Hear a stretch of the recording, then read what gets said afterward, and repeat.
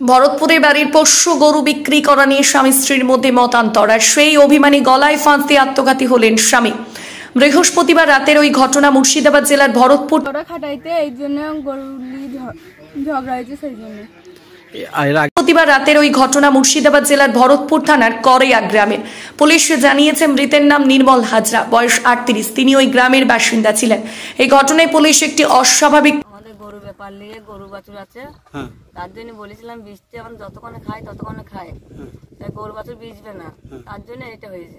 তার জন্য আপনার সাথে কি ঝামেলা হয়েছিল কালকে? এই দু কথা হয়েছে, মানে গরুটা বীজতে বলেছি, তাকে বলছে বীজবো না। আচ্ছা, আর যে গরিব মানুষ অত খাচ্ছে, কিছু তো কিছুই হয়েছে না, আর দিন ডাক খাইছে, তুমিও খাইছো আমিও খাইছি, হাইলা গরু পুষে কি লাভ আছে?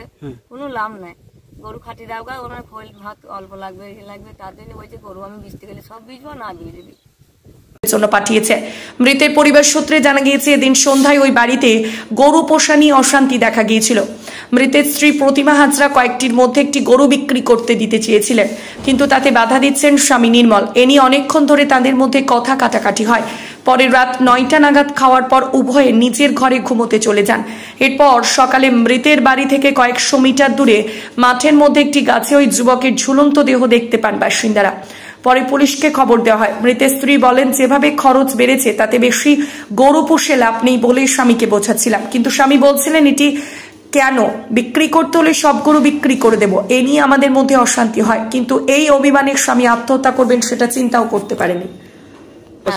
দু কথা হয়েছে, মানে গরুটা বীজতে বলেছে, তাকে বলছে বীজবো না। আচ্ছা, আর যে গরিব মানুষ অত খাইছো, কিছু তো কিছুই হয়েছে না, আর দিন ডাক খাইছে, তুমিও খাইছো আমিও খাইছি, হাইলা গরু পুষে কি লাভ আছে? কোনো লাভ নাই। গরু খাটি দাও গা, ওনার খোল ভাত অল্প লাগবে লাগবে, তার জন্য বলছে গরু আমি বীজতে গেলে সব বীজবো না, বীজবি। আচ্ছা, এক ধরেছে। এই নিয়ে আপনাদের সঙ্গে দুজনের মধ্যে অশান্তি। আচ্ছা, আপনার স্বামীর নাম কি? আচ্ছা, আপনার ছেলে পেলে কটা? ছেলে একটা, মেয়ে ছেলে। একটা মেয়ে একটা ছেলে। আচ্ছা, আপনার নাম? আমার নাম পুতুল। আচ্ছা, ঘটনাটা কটার সময় ঘটেছিল? রাতে বেলায় ভাত খেয়ে শুয়েছিল। আচ্ছা, সবার পর 8টার সময় পেচ্ছা ফিরে গিয়ে শুয়েছে, দিয়ে উঠতে ঘুম থেকে উঠে গিয়ে এই ঘটনাটা সকালে উঠে দেখছি এরকম ঘটনা। গলায় কি দড়ি দিয়েছিল? হ্যাঁ, গলায় দড়ি। আচ্ছা, তারপরে তখন কারা উদ্ধার করলো?